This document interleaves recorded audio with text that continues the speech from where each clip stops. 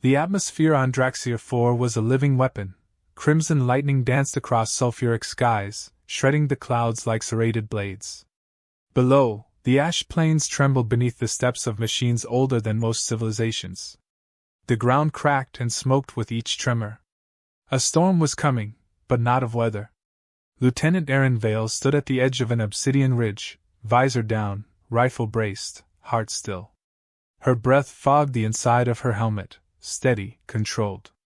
Below, across the vast battlefield, the enemy was moving. Not soldiers. Not beasts. Titans. Captain, she murmured into comms, her voice low. We have movement. Leviathan class, maybe 2 clicks out. Captain Rourke's voice came back sharp. Visual confirmation? Aaron zoomed in. The enemy's form materialized, a walking fortress, plated in bone metal, trailing a dozen fusion-fed drones like carrion flies. Confirm visual. 1 confirmed. And it's not alone. The feed cut to static for a second. Aaron tensed. Then it returned. Rourke's tone dropped. Get back to base, now. We're pulling the veil up. Aaron didn't move. She couldn't. Because the second Titan had emerged. Bigger. Meaner. Scarred with orbital burns from the siege of Epsilon Gate. The same warbeast that flattened Outpost 73. They brought Grey Father, Aaron whispered. A long silence on comms. Even Rourke didn't breathe. Understood, he finally said. We go loud. Protocol Nox. The word stung. Nox was total war. No witnesses. No survivors. Not even them. She turned and sprinted. The human base wasn't much, a shattered ring of ferrocrete bunkers, ringed by auto-turrets, half buried in volcanic slag. But beneath it lay something far more valuable, Vault Sigma. The reason this forsaken moon had seen 27 skirmishes and 3 declared wars. Inside Vault Sigma, deep under tons of armor and secrecy, was the Shard, a pre-human relic humming with energy signatures no species had managed to decode. Humanity's best guess? It was a map. A key. Or maybe a lock. Whatever it was, the Zerati wanted it badly enough to send Grey Father. And humans? They weren't planning to give it up. Inside command, Captain Rourke stared at the holotable. His gray beard did little to hide the scarred jaw and eyes that had seen too many endings. Around him, officers scrambled, loading data cores, sealing off escape routes, prepping fallback nukes. Rourke didn't move. Just waited. Then Aaron stepped in, visor retracting. Her face was all edges, cut from stone, eyes sharp with purpose. You saw them? He asked. They're coming. He nodded. We won't survive this. I know. And you're still here? Aaron's jaw tightened. Because I'm tired of running. The Zerati were not subtle. Their arrival shattered the eastern ridge, sent molten boulders crashing into the human outpost. Shields flickered. Sirens wailed. The first wave of drones screamed through the ash sky, unleashing plasma into turrets, bunkers, bodies. Then came Grey Father. Each step was an earthquake. Each breath a tremor in space. He wasn't a soldier. He was a myth made of metal and hate. Aaron watched from the front line as her squad was torn apart in seconds, Juno, crushed beneath falling debris, Malik, vaporized mid-shout. She didn't flinch. She couldn't. Grey Father turned, 6 burning eyes locking on her. Aaron raised her rifle and fired. It was like throwing sand at a mountain. The plasma bolts struck his armor and sizzled out, absorbed. He didn't stop. He didn't blink. Aaron, fall back! Rourke shouted in her ear. No, she said. She dropped the rifle, unslung the charge pack from her back. 6 pounds of antimatter, 1 trigger, 1 chance. She ran toward Grey Father. Her boots slammed into ash and glass, the roar of engines and war thundering around her. The Titan raised an arm, cannon primed. She dove beneath the blast, landed hard, rolled. Came up under his chest plate. And slammed the charge in. Detonate, now! No! Rourke snapped. Get clear! He'll crush the base. Do it! A moment. Then a click. The blast tore the eastern field apart. Fire bloomed. The Titan staggered, metal warping, shrieking as the antimatter folded its core inward. But Gravefather didn't fall. Smoke swirled. And through it, the Titan rose again, one arm gone, face scorched, but still standing. Aaron lay sprawled, breath ragged, blood leaking from a dozen fractures. Gravefather approached. And then, he stopped. Something else was moving. The sky tore open. And a third Titan dropped. But not Zerati. Not alien. Human. Project Titania is live, Rourke whispered. She made it. The newcomer stood taller than Gravefather, plated in black opal armor, joints glowing with quantum light. Her faceplate opened. And inside was no AI. No drone. It was her. Colonel Imani Cross, presumed dead 3 years ago in the fall of Ares Station. Now piloting the first fully integrated human Titan Exo. Permission to engage, she said. Rourke grinned. Hell yes. The sky turned to fire. The battlefield was silent for 3 seconds. Long enough for awe to settle. Long enough to hope. Then Gravefather moved. His damaged arm crackled as it reformed, not healed, but reconstructed by the swarm of nanodrones pouring from his back like black smoke. His roar cut through the sky, deeper than thunder, a sound that didn't just shake the earth, it unsettled the mind. Colonel Imani Cross didn't wait for a standoff. Engaging, she said, and Titania surged forward. Their clash rippled across Draxier Ivy's crust. Every strike sent fissures outward like spiderwebs of fury. Titania ducked under Gravefather's punch, slammed a shoulder into his midsection, and drove him back 3 steps. 4. That alone was historic. No one had ever forced Gravefather to retreat. Inside command, Captain Rourke stood frozen, watching the feed. Sweat trickled down his temple. Around him, chaos. Systems failing, staff shouting, warnings blaring from every screen. Status on Vault Sigma? He barked. Integrity compromised, one officer replied. Shard activity is escalating. It's reacting to something. Or someone, Rourke muttered. He turned to the blast door. Aaron Vale lay on a stretcher, pale, hooked to a transfusion drip, barely conscious. Half her ribs were broken. Her armor had fused with her skin in places. Medics had done what they could. She wasn't supposed to be awake. But her eyes opened anyway. They're not fighting for us, she whispered. They're fighting because of it. The shard? Rourke asked. She nodded weakly. It's choosing. It called her. Rourke stared at the screen. Titania's strikes were sharper now. Measured. As if the machine knew exactly where to hit. Or as if the shard was guiding her. Above, the battle turned brutal. Titania slammed her knee into Gravefather's thigh joint and twisted, toppling him to one knee. She grabbed the damaged arm and ripped it off. Sparks sprayed like arterial blood. But Gravefather adapted. Tendrils shot from his core and latched onto Titania's back. They pulsed, seeking entry, probing systems. A parasitic override attempt. Inside the cockpit, Imani's eyes narrowed. You want in? Try it. She yanked hard on her control gauntlets and initiated a hard reboot protocol. Titania's systems flared, short-circuiting the invasive signal. The tendrils hissed, recoiled, then burst into flame. Gravefather reeled back, shrieking. His form distorted, limbs spasming. But he wasn't retreating. He was evolving. Titania's interface lit up with warnings. Colonel, her tech officer's voice came through. He's shifting, emitting quantum entropy signatures. He's syncing with something outside the system. Like what? Silence. Then, like the shard. Imani froze. That's not possible. It's locked under 10 feet of reinforced alloy. Not anymore. Deep in Vault Sigma, containment alarms shrieked. The shard pulsed like a living heart, sending out shockwaves that bent magnetic fields and cracked concrete walls. Lights flickered. Steel warped. The shard was changing. Not glowing. Burning. Bright enough to blind. Cold enough to kill. And from that white-hot center came a sound, rhythmic, ancient. Not mechanical. Not alien.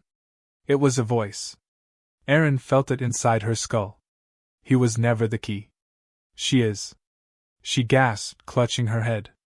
The medics backed away, unsure if she was seizing or transcending. Rourke stepped forward.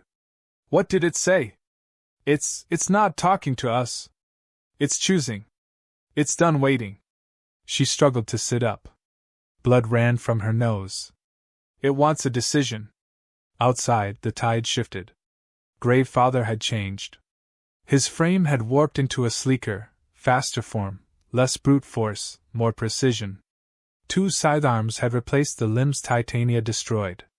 His plating shimmered with liquid obsidian. He didn't roar now. He smiled. The air bent as he vanished, reappearing behind Titania in a blink. He sliced through her left wing stabilizer.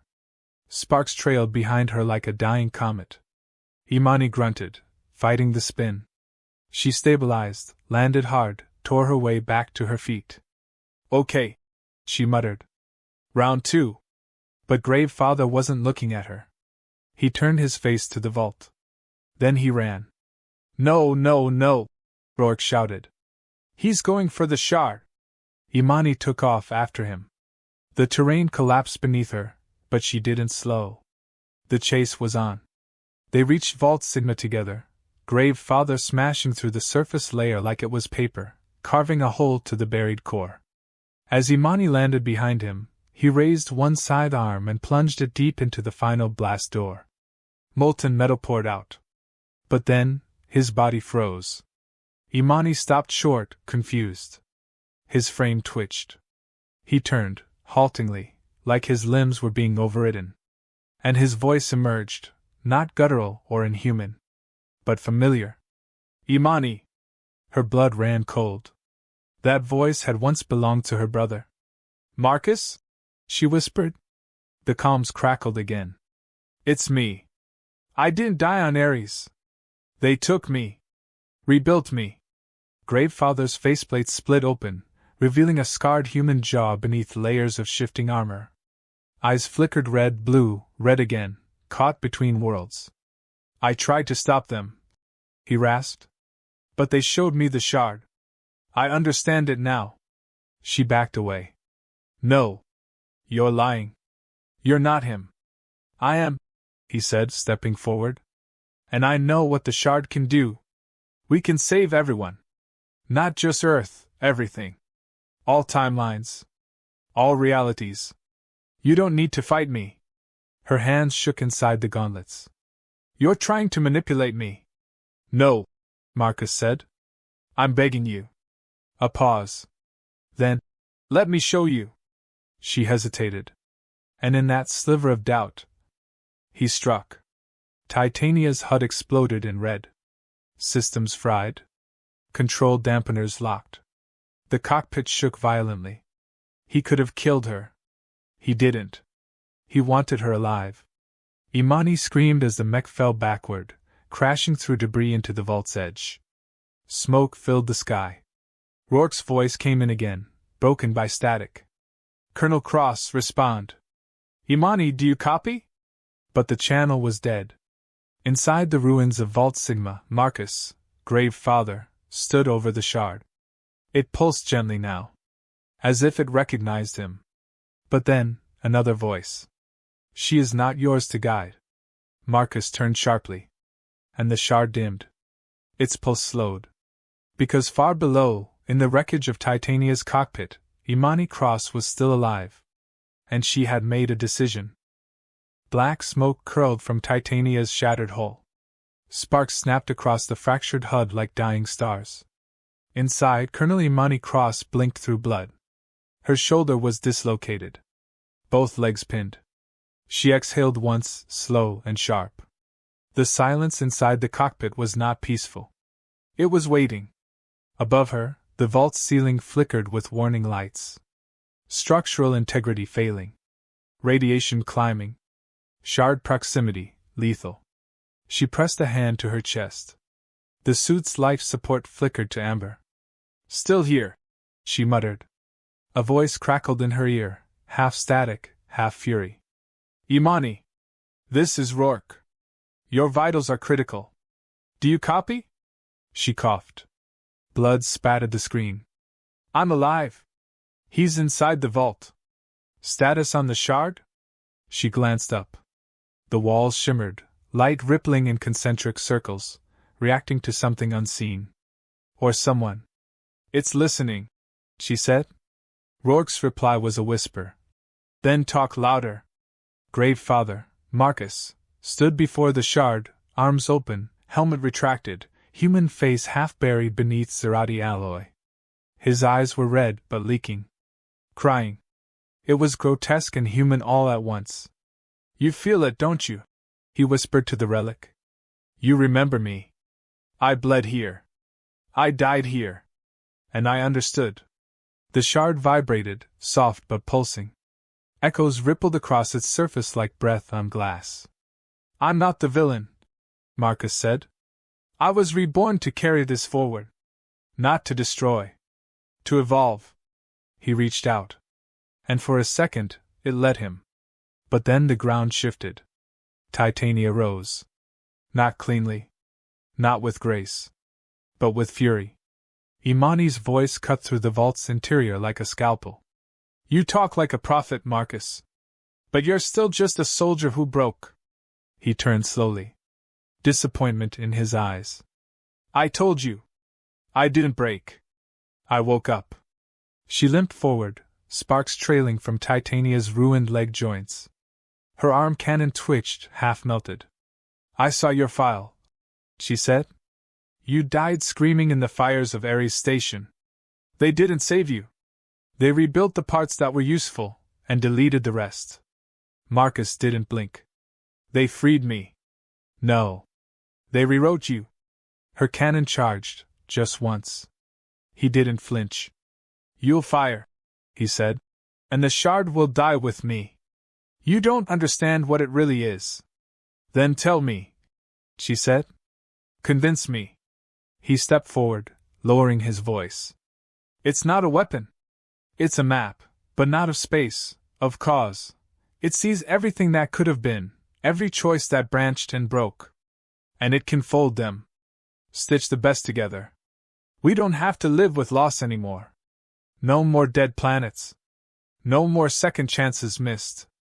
Just, recompiled reality. Imani hesitated. 1 heartbeat. 2. And then, you're trying to erase failure.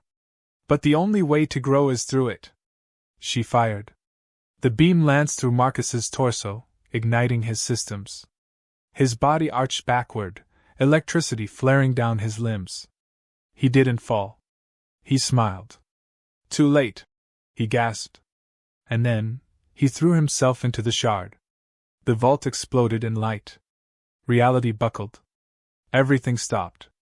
The sky above Draxier 4 fractured like broken ice. Orbiting ships lost time. Some clocks reversed. Others skipped forward. On Earth, a mother remembered holding a son she never had. On Eleron Prime, a war ended before it began. Inside the vault, Imani screamed. Titania twisted in on itself, shielding her. Data overload scorched every neural connection in the mech. The shard flared, then cracked. Not broken. Transformed. And then, as if exhaling for the first time, it stabilized. Marcus was gone. Imani lay in the wreckage. Every nerve burned. Her consciousness flickered like a dying signal. But in the stillness she heard it. A voice. Not his. You chose pain. Not illusion. You chose truth. She barely managed to whisper. And now? Now, you carry it forward. A final pulse. And the shard went silent. 10 minutes later, recovery drones breached the vault. Captain Rourke descended himself, suit scorched from radiation shielding, boots crunching through molten stone. The first thing he saw was Titania, on one knee, head bowed. And Imani, unconscious but alive, curled in the cockpit. The shard was embedded in her chest plate. Not dead. Not dormant. Merged. He exhaled. She did it. Beside him, Erin Vale, patched, limping, defiant, lowered her visor. No, she said. She survived it. In orbit, signals flared across alien channels. The Zerati ships turned and vanished. Not in retreat. In fear. Because something ancient had awakened, and chosen a human.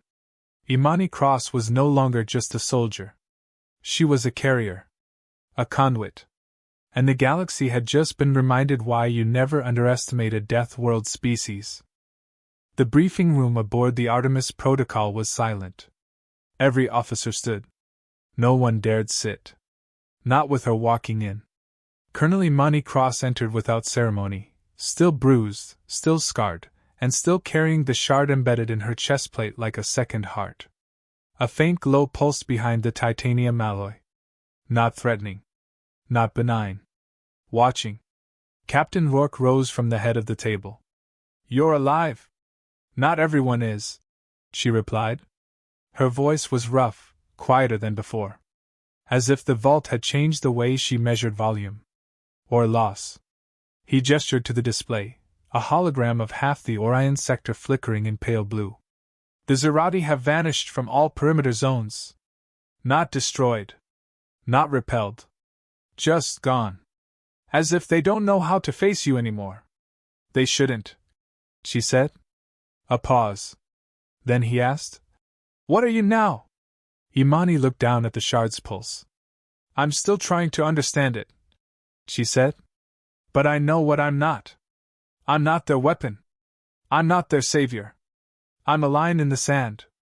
Elsewhere, deep space. The Zerati War Council sat in darkness. No light. No sound. Only thought. They reviewed the footage, Grave Father falling. The vaults burst. The flare of quantum timelines collapsing into silence. She absorbed it, one said. She altered nothing, another hissed. She resisted everything. The room pulsed with dread.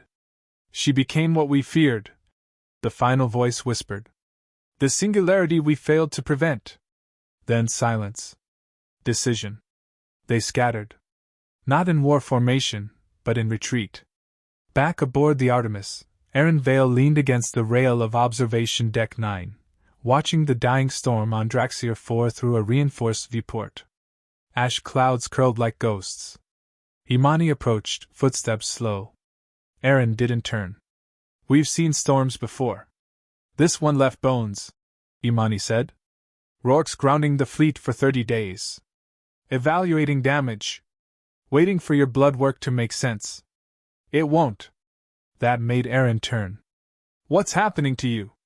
Imani exhaled through her nose. The shard isn't changing me. It's revealing things. Patterns. Decisions.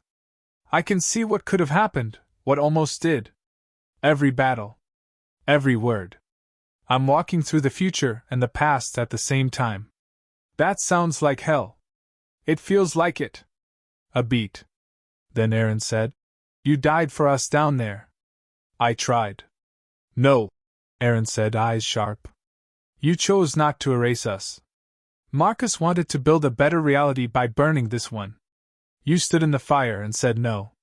Imani didn't reply. She didn't need to. Later that evening, she sat alone in the medbay.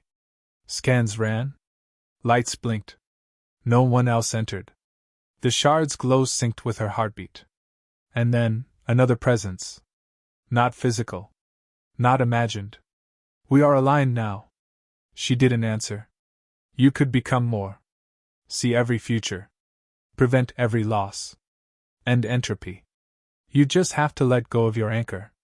She looked down at her hands. Human. Bruised. Imperfect. No, she said. You want clarity. The voice persisted. I offer it. I want choice. Choice comes with loss. She nodded. Exactly. The presence faded. Not banished. But waiting. And that terrified her more. On the third day, she stood before the Council of Allied Systems. Not to explain herself. To warn them. The shard is not an artifact, she said. It's a test. Senators murmured. Generals shifted. One Martian chancellor leaned in. What kind of test? She met their eyes one by one. To see what we do when offered power with no cost. Control without struggle. Safety without truth. And what did you do? I bled for the right to say no. A long silence followed. Then Rourke rose behind her. She's not asking permission, he said. She's reminding you what it means to be human. After the speech, Imani stood outside the hall. Night had fallen over New Geneva, and the air was clean, so clean it felt artificial. Aaron joined her again, holding 2 steaming mugs. One's tea, she said. The other's whatever was sitting in the dispenser. Pick your poison. Imani smiled faintly. Thanks. They stood in silence, sipping. Aaron finally asked, Do you regret not killing him sooner? Imani stared into the stars. No. Regret belongs to the people who stopped choosing. Aaron took a slow breath. What happens now? Imani looked up. Somewhere beyond the clouds, time bent in ways no one had names for. There were species out there watching her, fearing her, plotting. She wasn't done. But she had chosen. We heal, she said. We build.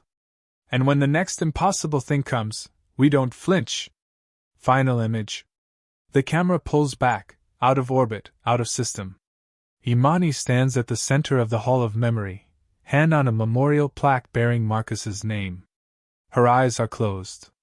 Not in mourning. In forgiveness.